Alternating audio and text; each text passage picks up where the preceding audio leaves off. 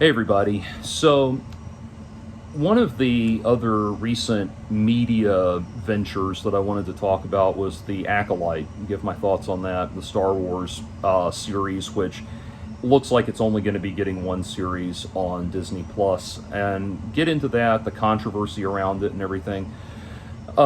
So before we get into that, I do want to let you know that I've relaunched my Patreon, patreon.com/JordanOwen42. I haven't pursued professional YouTubing in a long time, but I'm doing this just because I found myself facing some unexpected financial difficulties, and I'm hoping to start building this up to turn the corner on those problems and hopefully give myself some better financial security so that I'm not blindsided by things like this in the future. I don't have any pretensions of becoming a professional YouTuber or anything. I'm sorry, a full-time professional YouTuber or anything, or a bread tuber. But I would like to aim for the smaller goal of getting to maybe about $800 to $1,000 a month. Would make my life a lot more comfortable. I already work 2 jobs and I work my ass off at that, so I would hate to have to take a third job, or God forbid, give up 2 jobs I really like to start doing a new job and that kind of thing. So that's where I'm at, and if you'd like to support the channel and help me out in that regard, that would be great. As I return to financial stability, I am going to start using any excess money that I have to do more cool stuff for the channel, upgrade my equipment, and start doing more, hopefully more elaborate creative projects, is where all of that would go. What I'm doing is once a month now, I'm going to be doing a production video, which will be my be it a video essay or a new song or a new story or something in that regard, which will be my video that requires more time and development, and that will be what is the product that goes out first to the patrons and then later to the YouTube community as a whole. So anyway, let's get back to the Acolyte. And before we get into the Acolyte itself and the controversy around it and all that, I want to establish where I stand on Star Wars in general. I was born in '83. I'm a child, so I'm very much a child of the '80s and '90s. And growing up, I was in high school when the first of the prequel movies came out. And growing up, for those first 15 or so years of my life, Star Wars was huge, man, for me.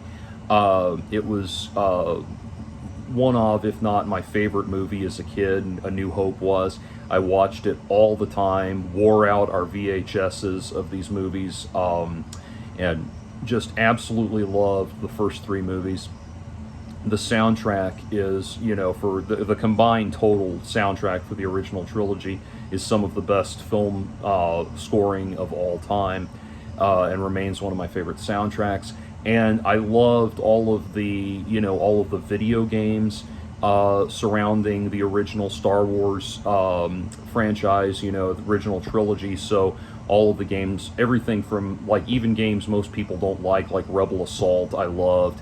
I had Star Wars on the Game Gear and loved that, all the way up to the more popular things like TIE Fighter, I loved.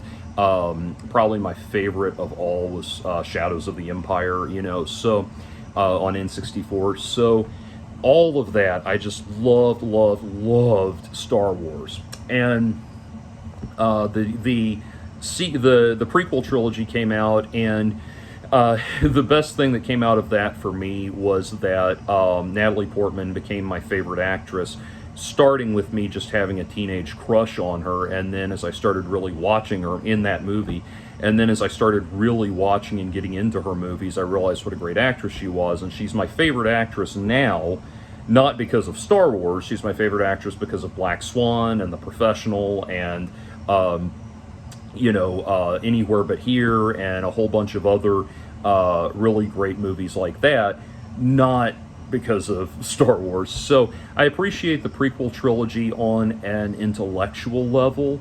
I like a lot of the videos analyzing the philosophy of it and everything, and all of that stuff. And I really do like that, all of that. But as far as the actual films themselves, they don't really do very much for me. I do think that Ewan McGregor played a convincing young Obi-Wan, and certainly I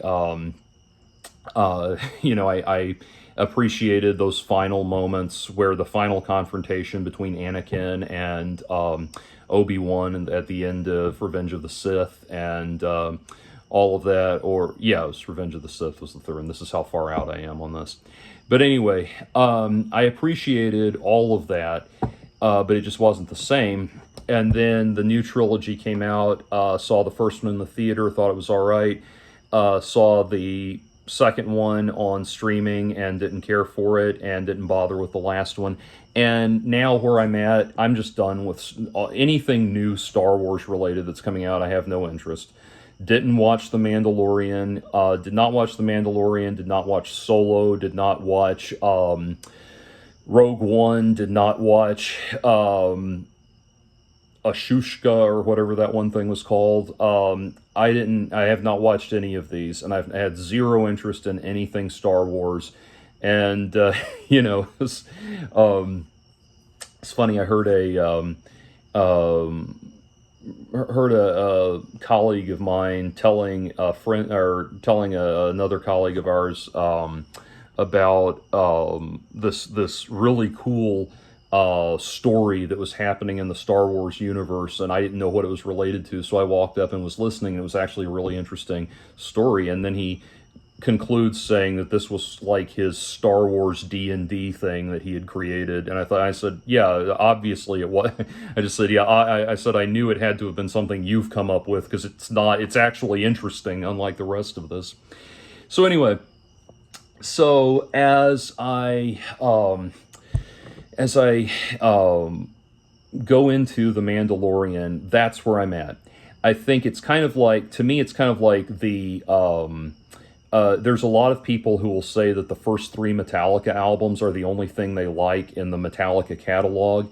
They'll say, like, those first 3 albums that Cliff Burton played on are the true Metallica, and everything else after that has not felt like real Metallica to them. They'll say, And Justice for All was just a prog album, and Black Album was a hair metal album, and Load and Reload were country western and all of that. And so it's just those first 3 albums that's all they care about. And if you're not in heavy metal discussion circles or heavy metal fandom discussions, you will not be privy to those kind of things. But anyone in metal is well aware of the kind of the purists that have that attitude. And good for them. If that's all they're into, that's fine. I like all the eras of Metallica, give or take a Saint Anger or two. But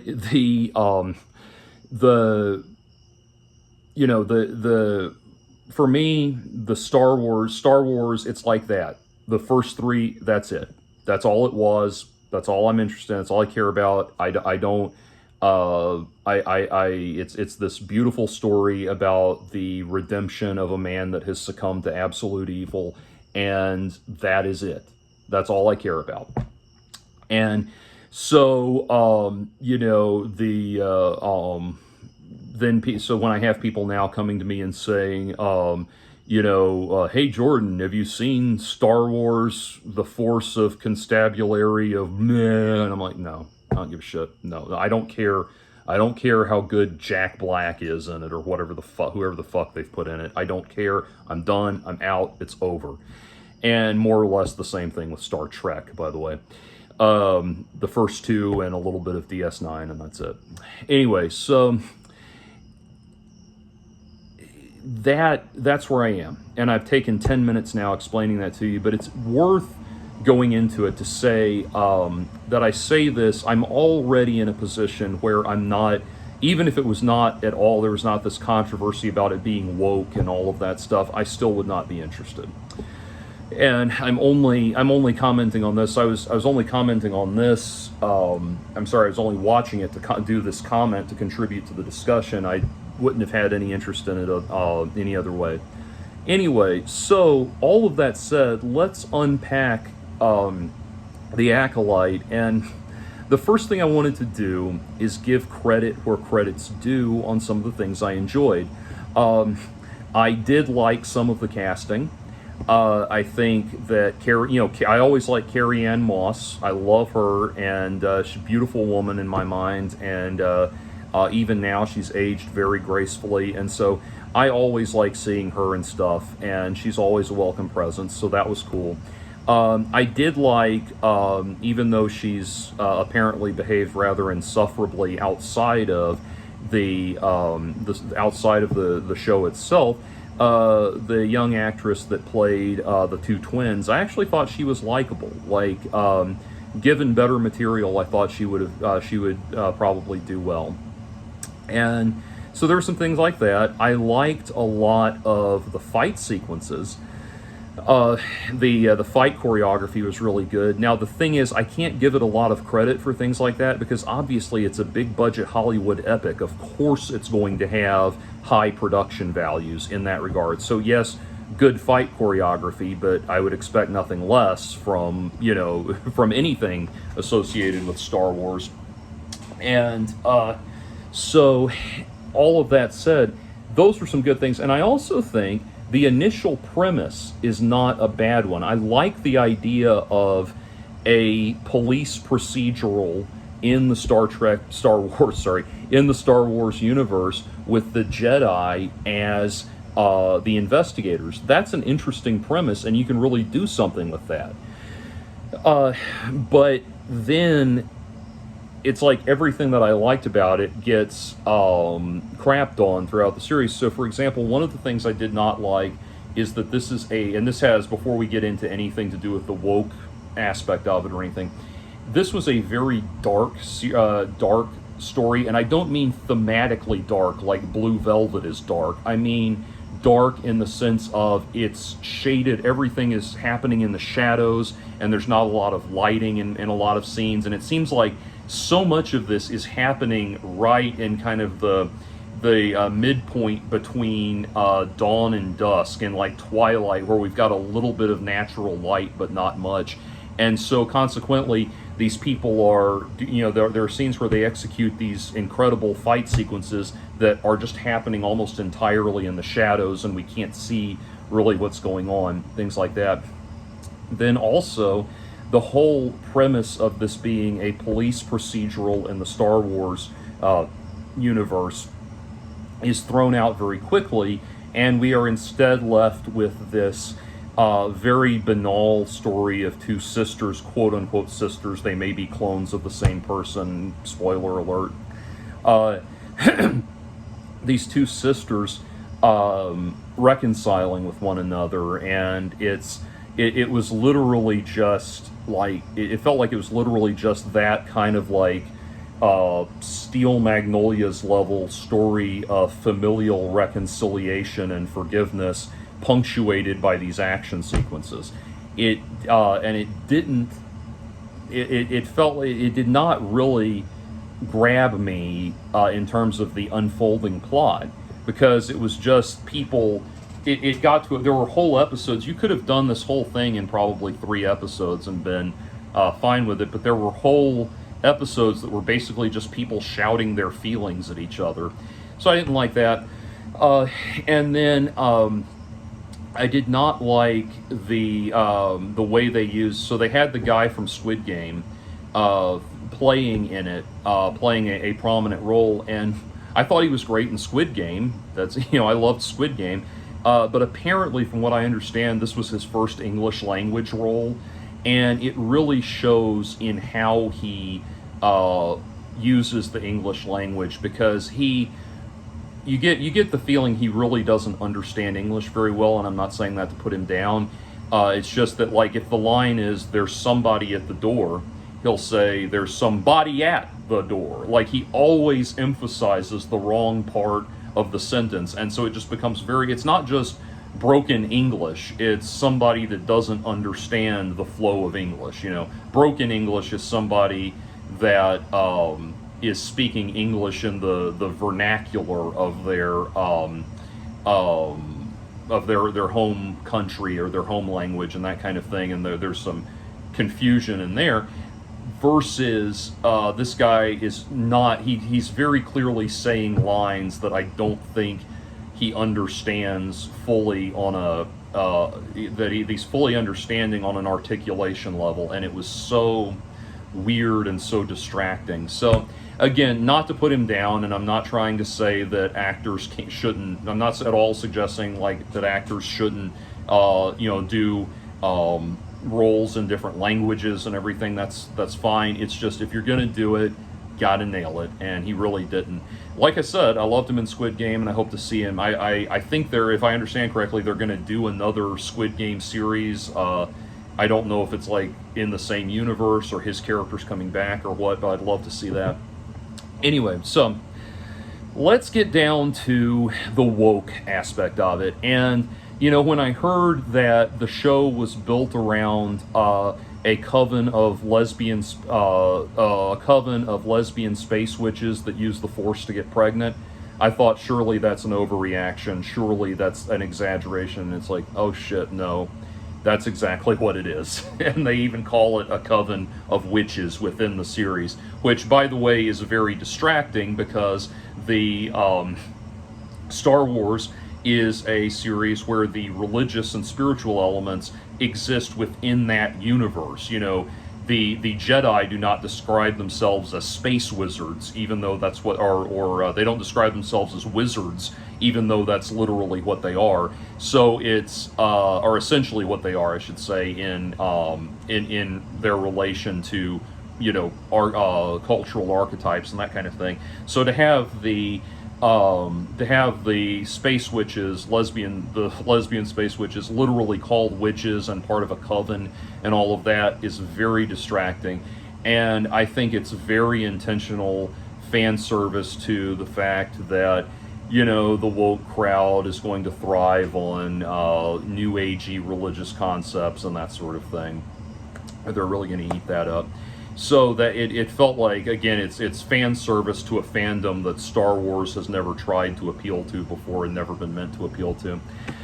Anyway, so as I watched that, the first 2 episodes go by fine, and I honestly watched the first 2 episodes and didn't really see what the big deal was. Like I was, the main thing I could say is like they end in kind of weird. They ended on like weird beats. Like one of the episodes ends with the Squid Game dude going into a building, and then it just stops right there and goes to credits. So that was really the only complaint I had. And then we get into the woke aspect of it. Now, furthermore, as we delve into the idea of lesbian space witches that use the Force to get pregnant, it's another one of those things where this would not be as much of a problem, I don't think, for most people if you were building that up and it's in a story in its own world and its own universe separate from Star Wars. I don't think that would be as big a deal for people if you wanted to do a story about an all-female coven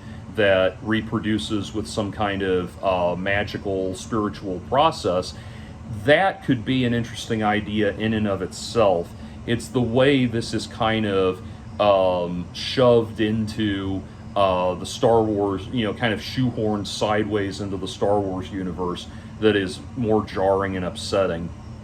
And so the thing is, I think I'll unpack the political dimension of this in a moment, but I was thinking about this, and I thought, here's the thing about what it's like to have your favorite franchises turned into mouthpieces for woke sermonizing. It's kind of like when I was, this was close to 20 years ago, but it was either like the summer before my last year of college or the summer after my last year of college, somewhere in there. My mom let me know that this old friend of mine from junior high had called the house asking if he could speak to me. And so I thought, oh, well, I haven't heard from him since junior high and God knows how long. It was, 7 or 8, 9 years or something, but thereabouts. But I still, I haven't heard from this guy in forever. And so I was excited to catch up and see how he was doing. So I called him back, and we talked for a minute. And then he got into why he was actually calling me, which was he had been he had been suckered into a multi-level marketing scam. Although he would not have called it that at the time, but or considered himself a sucker at the time. But he had gotten on board with this multi-level marketing scam.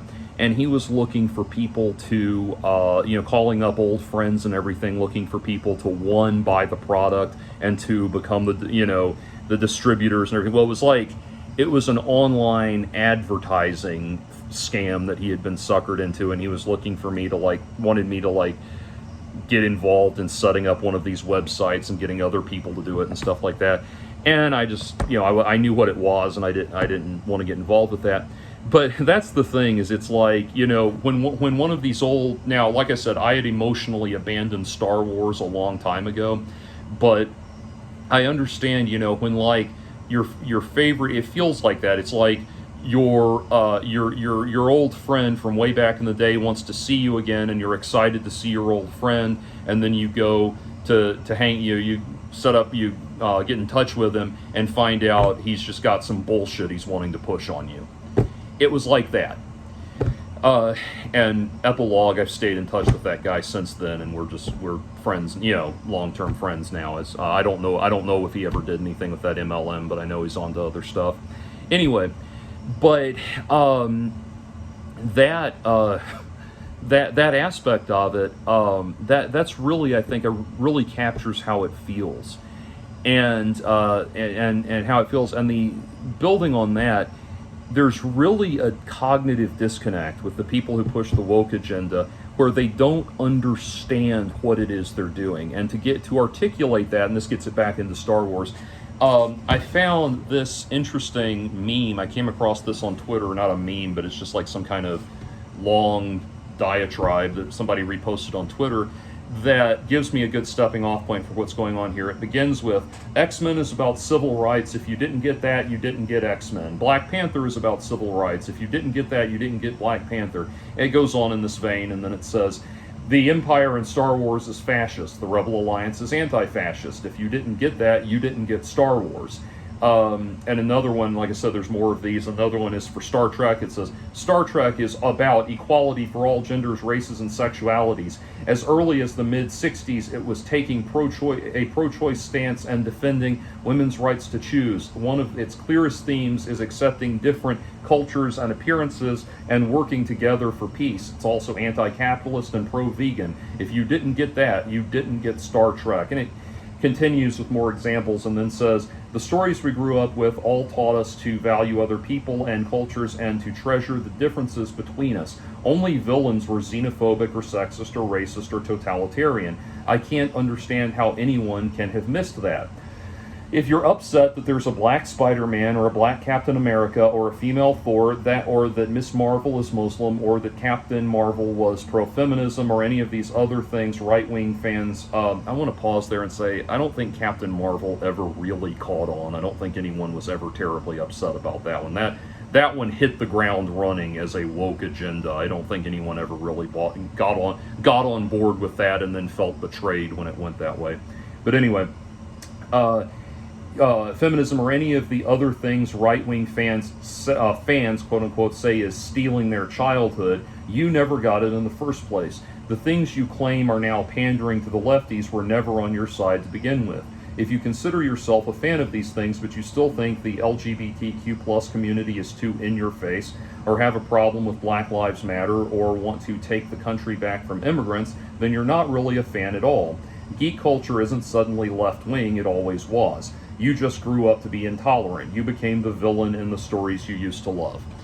Okay, so I no doubt think that is very much the core operating premise of these people who are pushing all of this stuff, who are on the side of the woke Acolyte narrative, or are in favor of the Acolyte and support it and all of that stuff, and all of this woke media, and as the one Disney exec put it, the not so secret queer agenda and all of that.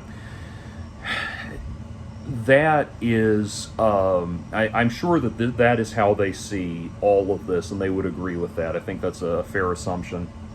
Now, first of all, the idea that geek culture always was left wing is fallacious, is erroneous in the extreme.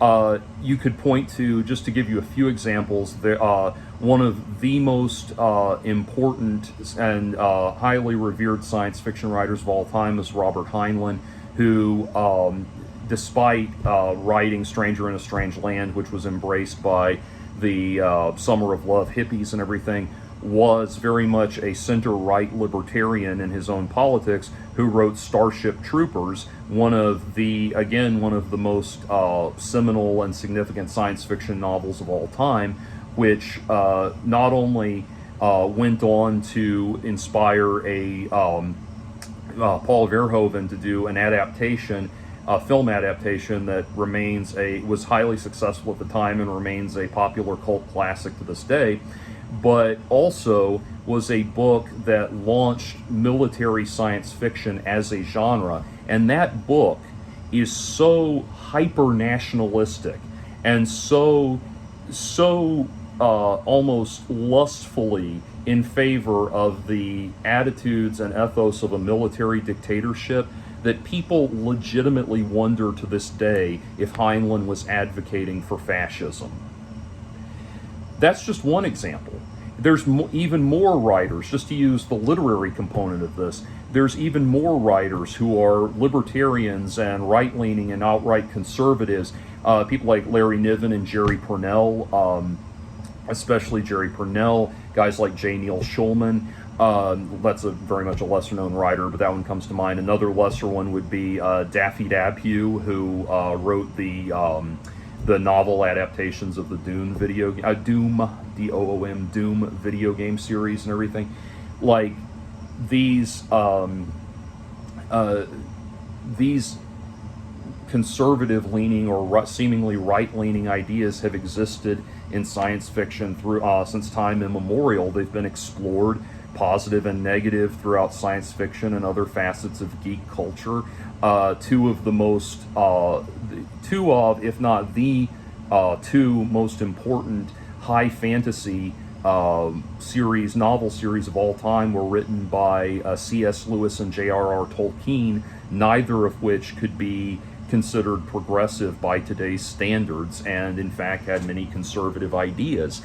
It's not that geek culture has only ever been exclusively left wing. It's that you've just not, your own confirmation bias has led you to either ignore outright things that don't agree with your worldview, or overlook and rationalize away things that go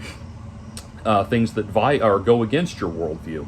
You could look at the open market libertarian world of BioShock, or the rather disturbingly, not that the game is in favor of this, but the rather disturbingly right-wing white separatist world of BioShock Infinite.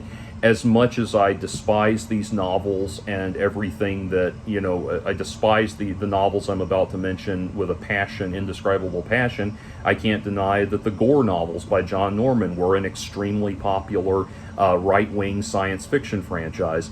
And then you have even things you probably didn't stop to think about, like, for example, the Batman, Christopher Nolan Batman movies were applauded by many conservative groups for their, especially the last one, for the pro-market libertarian message throughout, for realistically and sympathetically exploring a lot of conservative ideas like that you really probably never stopped to think about because you just didn't look into it that deeply.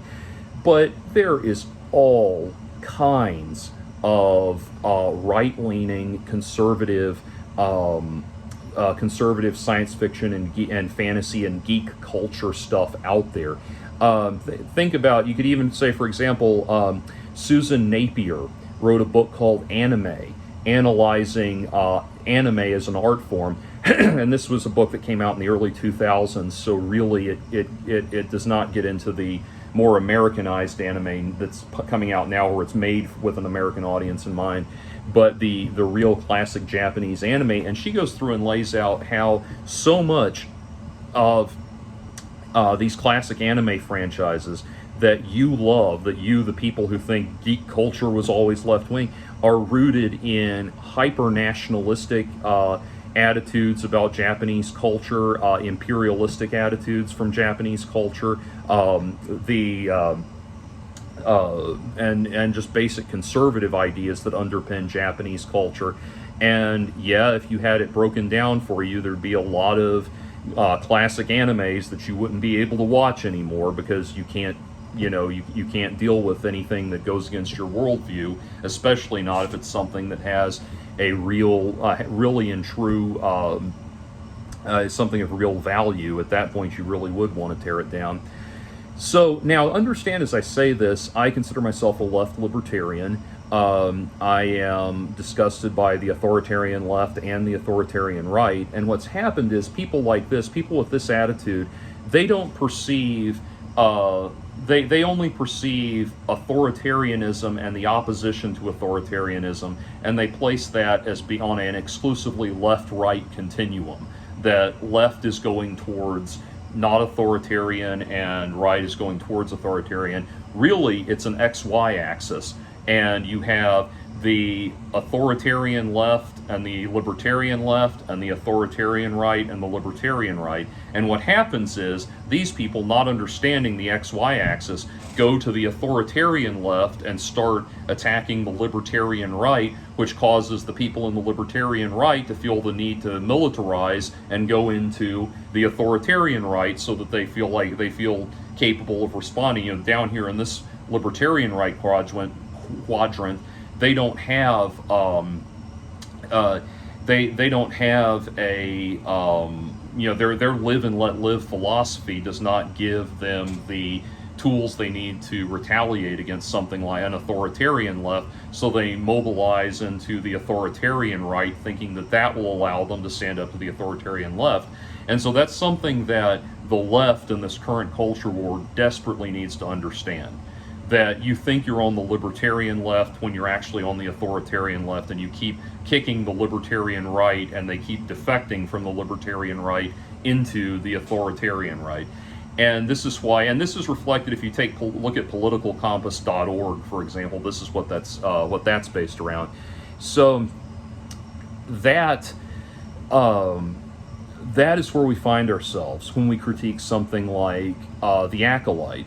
Now, coming into it, what they also don't understand is, let's use, for example, bringing it back to this list of things that I just read off, the thing about Star Trek being about equality for all genders, races, and sexualities. That is true, especially the equality and peaceful coexistence and integration of races. That is very true. That is a part of Star Trek, especially all the way back in its early days. That is an ongoing theme in Star Trek, no doubt. But what they don't understand is that Star Trek bringing that thematically to the forefront of the show was happening at a time when that was a meaningful challenge to the status quo. Showing, for example, the original the original Star Trek series, where you have a multicultural, multi-ethnic group of people on the crew that, with the exception of the captain, have essentially the same degree of authority and the same degree of relevance to one another. They're essentially equal, with the captain just being the commander of this particular group.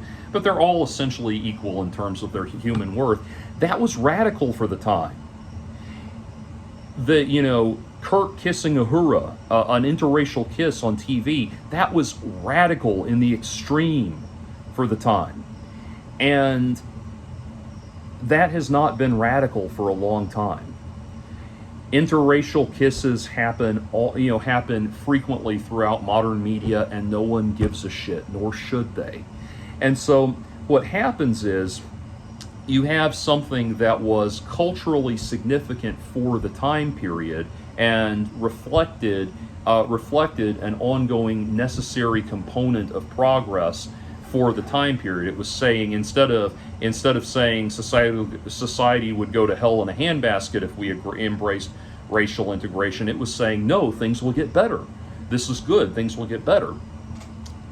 That is not that fundamental aspect of all of this, of race relations, is not on the table anymore. And it's just not. We are not in a time period where it is at all controversial for black and white people to interact with each other on a daily basis.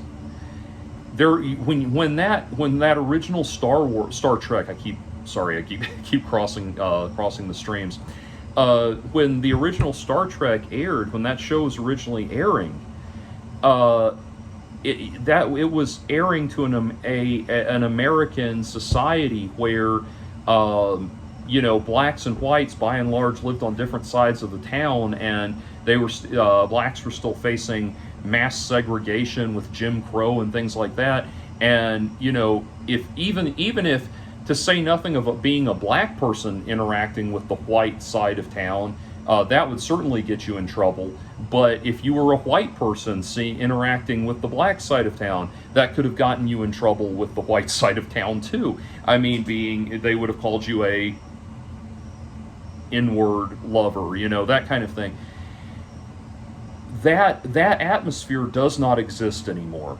On a day-to-day basis in this country, whatever larger issues may exist, race-related issues may exist and may need to be discussed in this country, it is not controversial for black and white people to coexist, to interact with each other, to shop at the same stores, to see the same movies at the same theaters, in the same seating arrangement and everything. All of that stuff is off the table, and everything that Star Trek was challenging with that is not radical anymore. So what's happening is now these franchises that we all grew up loving, instead what happens is they're used as vehicles for sermons, for sermonizing, and the sermonizing comes from a place where it's, rather than saying, here is the disparity between these groups of people that needs to be equalized and needs to be resolved, and it's this objective thing we can look at, rather it's this thing where, it's this masochistic world. I got into this with my review of the Matt Walsh Am I Racist documentary, but it's this masochistic world where you have people that think that society is unredeemable, and the only thing we can do is turn society into a perpetual DEI seminar. And anytime anyone says, well, I'd rather not go to the DEI seminar for just 30 minutes to enjoy myself and enjoy my life, you call that person a Nazi or alt-right or something like that. That's where we're at. This attitude of like, if you don't if you don't want to go to a DEI seminar all the time, then there must be something wrong with you. A while back, I did a review of a movie called Women Talking, which was about a Mennonite community where the women in this Mennonite community were being drugged and raped en masse by a group of men within the community. It's a true story. And they made a movie about it. This is an interesting story to tell. It's a very interesting story, and to get at the heart of what this was and what was going on and everything. And I was very interested in this, not for a lot of reasons, not the least of which was that Hildur Guðnadóttir is now one of my favorite soundtrack composers, and I will listen to anything she does or watch any movie that she's done the soundtrack for. But Women Talking, instead of being the actual story about what those women went through and telling that actual story, what it was this thing where a fictionalized version of it, where all of the women in the community get together to talk about how they want to resolve this issue, and it's literally just all the different branches of feminism talking to each other in the attic of a barn for the feature length of a film, where one of them is obviously represents Marxist feminism, and another one represents a different these, represents radical feminism, and one of them represents, some variant of sex positive feminism, and all of this. But if you've read feminist literature, you know what each one of these characters represents. They were not the real actual women whose story was taken to make this weird little TED Talk thing. It was just a lesson about just a Sunday school lesson for about the different branches of feminism, and that's a perfect example of what I'm talking about. That actual story is worth telling, the story of what actually happened to those actual women.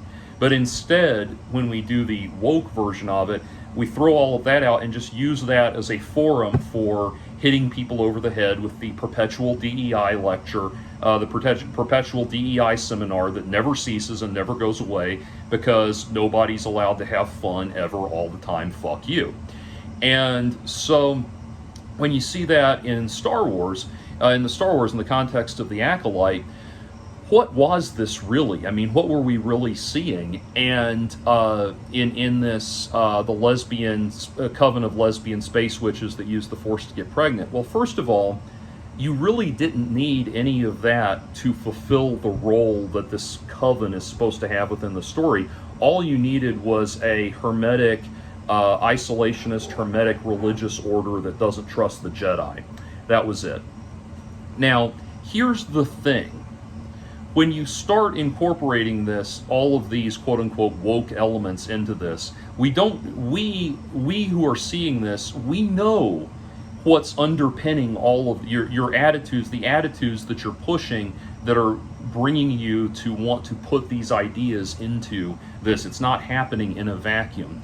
And so one of the very telling things was right away we learned that the main thematic thrust of this series was we can't trust the Jedis. The Jedi might be the villains. They might, let's seriously consider these people that these people that hate the Jedi and want to overthrow the Jedi.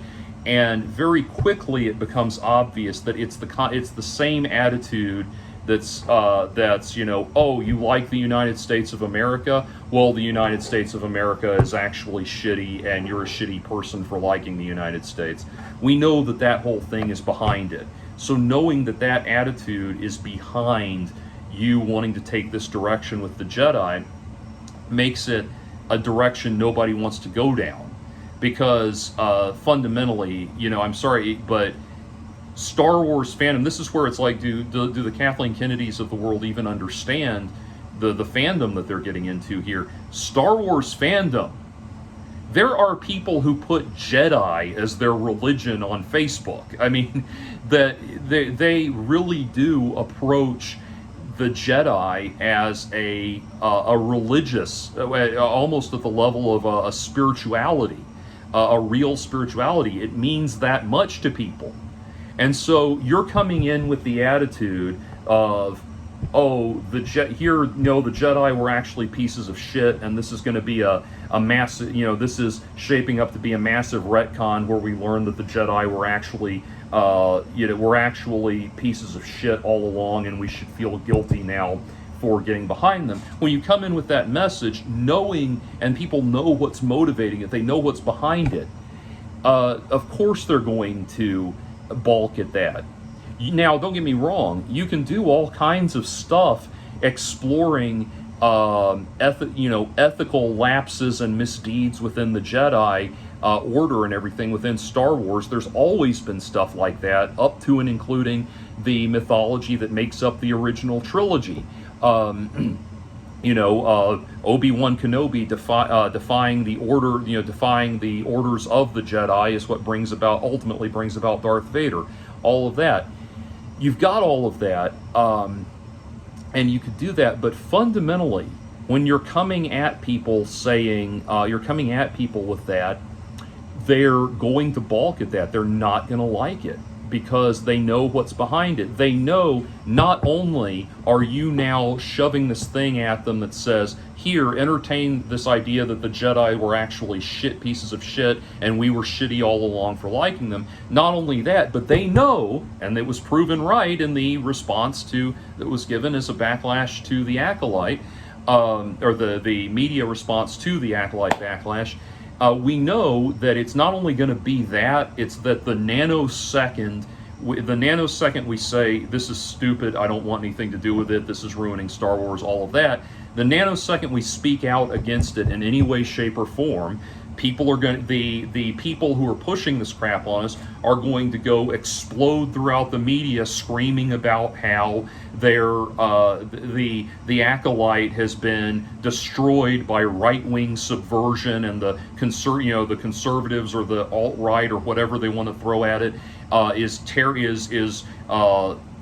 just inflicting this humongous level of prejudice on the project that's destroying it and destroying people's ability to appreciate it and all of that. We know that all of that stuff is waiting for us, that more insults are waiting for us, more put-downs, more smackdowns, more battle raps, and all of this stuff, and more kicks in the balls and bloodyings of our noses are waiting for us if we say, I don't like this. The only thing we're allowed to do is just put on a bright, happy smile and say that we love it and it's the greatest thing ever, and we have to do that, or we're going to get shit on again. So that's why it's not welcome. There's no capacity. The people making the Acolyte are the people who have no capacity to say, this didn't go over well, maybe we should course correct. No, they don't have that capacity. They're true believers. This utopian worldview they have, where the world is an unceasing DEI lecture, they're true believers in that. And they think anybody who doesn't want to do that 24 hours a day, that must be a vile, racist, sexist, homophobe, transphobe, reactionary, alt-right, etc., all of this stuff. They're true believers in that, man. And what it really is, if they were honest, I think, and really listened to people, what they would find is most people, their reaction is, hey, I'm not down with all of that. That's not what I'm trying to say. I just want to enjoy my favorite thing without having to deal with you and your drama. I just want to have a pleasant conversation with my old friend, rather than not have to find out that my old friend is now an Amway salesman. That wasn't what he was doing, but that kind of thing is now trying to push snake oil on me. And that's the reality of it. And so when you hear things like when the magical space lesbians say things like, this is not about good and evil, it's about power and who has the right to use it, we all know that that's all coming from the woke postmodernism playbook. We know where that's coming from. We know who's pushing that, and it's a logically idiotic idea, by the way, because if you were to say, you can't say that the pursuit and use of power is divorced from concepts of morality and good and evil. Then whether the nanosecond you have power, you have the fundamentally the capacity to do good or evil. They are inextricably linked. So anyway, so we know where all of that's coming from. Little things like, I think it's a blink and you miss it thing, granted, but there's a thing where somebody gets taken to task for not using the right pronouns with an alien and everything.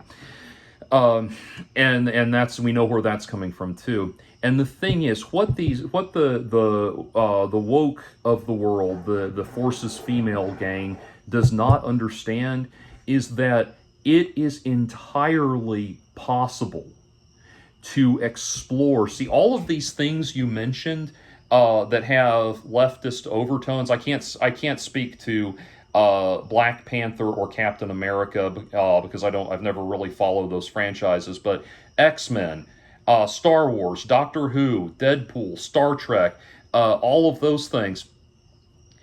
They explored all of those ideas in the context of engaging and captivating stories that were engaging and captivating whether you agreed with the underlying philosophy of them or not. C.S. Lewis said it best when he said sometimes a person's faith should be covert rather than overt, where, when he wrote the Chronicles of Narnia, he was not setting out to shove Christianity down people's throats. There's allegorical references to Christianity and to concepts of Christian apologetics, but you don't have to read it that way to enjoy the Chronicles of Narnia. If you want to just enjoy Aslan and the magical talking lion in his dream world of magical fairy tales, you can. And that's the thing. That's what people don't realize when they don't understand. Their whole goal is not the appreciation of the story and not telling a compelling, interesting story that's influenced by their ideas and their worldview. They are interested in taking an existing property and using it as a mouthpiece for their worldview, and they don't get the difference. Think about it this way. The first two Alien movies have, one was done by Ridley Scott, one was done by James Cameron. The sequel was done by James Cameron. They actually have a left-wing and right-wing message, respectively. The first Alien movie really does have a feminist theme running through it. It's the idea of what if men could get pregnant by rape. That's the underlying theme of the first Alien movie. That's why in the first Alien movie it's the men, and really in the second one too, it's the men that are going crazy and losing their shit, and the women are cool and collected and calm, because pregnancy fundamentally is a fundamental reality of their existence that they've already psychologically embraced, so they're not afraid of the alien the same way that the men are.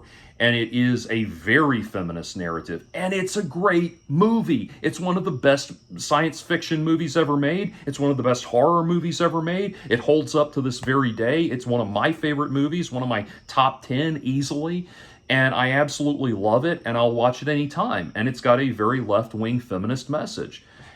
Aliens has a very right-wing, the sequel has a very right-wing pro-family message. If you stop and look at it, you stop and break it down. When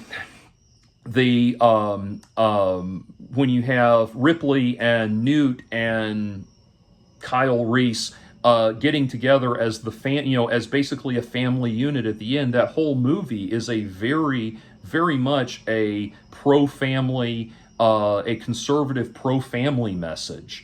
That reflects the Reaganite values of the time in which it was made. The thing is, you didn't stop to think about either one of these things because they're both great movies, no matter what your political affiliations are. That's what influenced the idea, but it was the idea that mattered most. It was entertainment and enjoyment and capturing the imagination that mattered most. So the first Alien movie, liberal. The second Alien movie, conservative. The third Alien movie, Green Party. But anyway, the point being that they are both they have conservative and liberal ideas underpinning great stories. And that's what the people who make lists like these don't understand. Yes, all of this is true, what you're saying about these franchises. All of that is true. You're describing them. You're describing them correctly, and you understand them correctly. What you don't understand is that they are, whatever the underlying beliefs of the creators, it's the stories that come first. Just like with the Chronicles of Narnia, just like with the Lord of the Rings, which is another Christian allegory. Strongly Christian allegory. I'll get a lot of people trying to argue me about that point, I'm sure. But anyway, yes, writers bring their beliefs and their ideas to the stories. Many of those are left-wing, many of those are right-wing.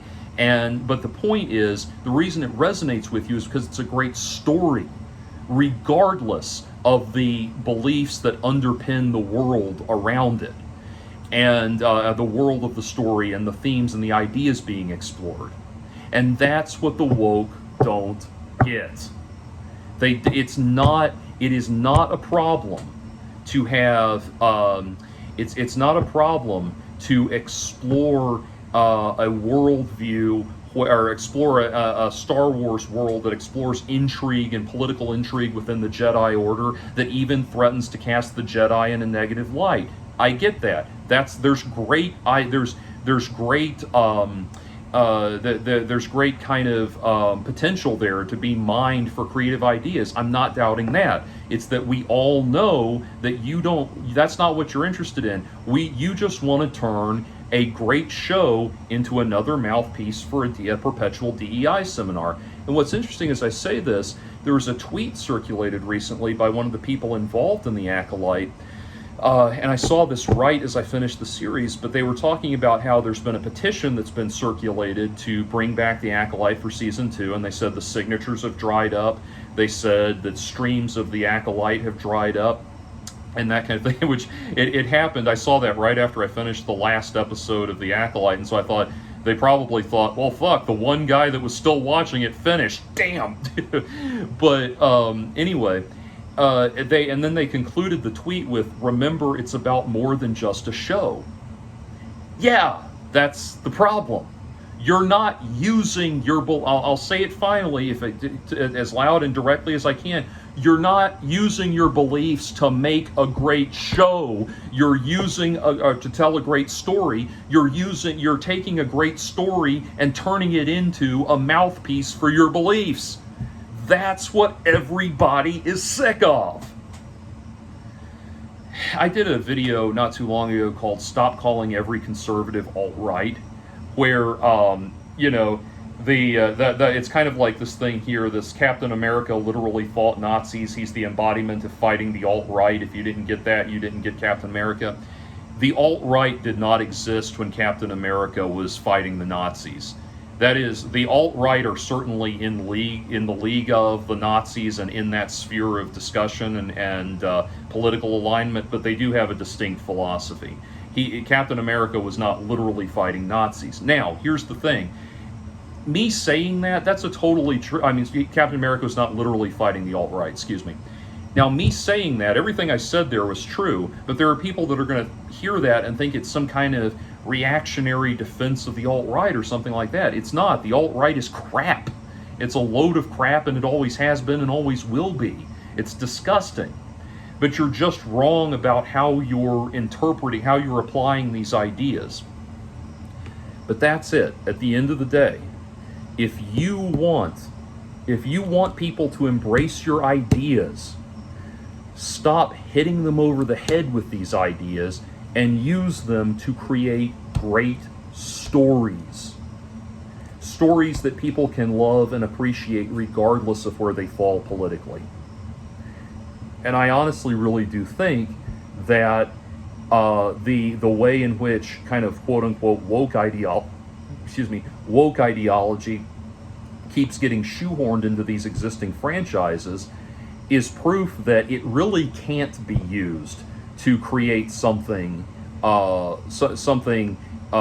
beautiful and inspiring that captures the imagination. It really can't.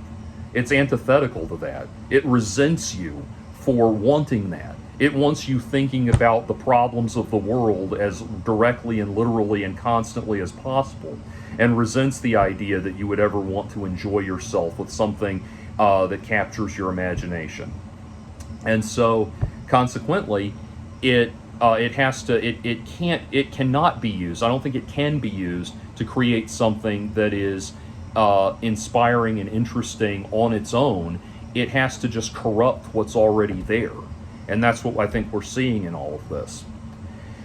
So, anyway, those are my thoughts on The Acolyte. Like I said, overall, not an impressive show, and certainly not anything that would make me want to go get caught up on the Mandalorian, the Mandalorian, or Rogue One, or Squishy, or whatever that one, a Shkushki, or whatever that one show was called. No, still no desire to get back into the new Star Wars, the new Star Wars things. I know it seems like a random reference, but I'm much more interested in Bluey right now, because Bluey is a new universe. Even I know it's funny for adults to say they like Bluey, but it is a fascinating show, and it's a new, untainted, fascinating, creative endeavor. It's not just rebooting something that's been done 10,000 times before, all of that. So that's just one example. I could give you others of current things that I like. So that's where I stand on the Acolyte. And I'm sure everything I said makes sense to people who are neutral to sympathetic towards my ideas and this side of the discussion, and just sounds like the fascist ravings of a bitter old white man to the whole forces female crowd. Anyway, have a nice day.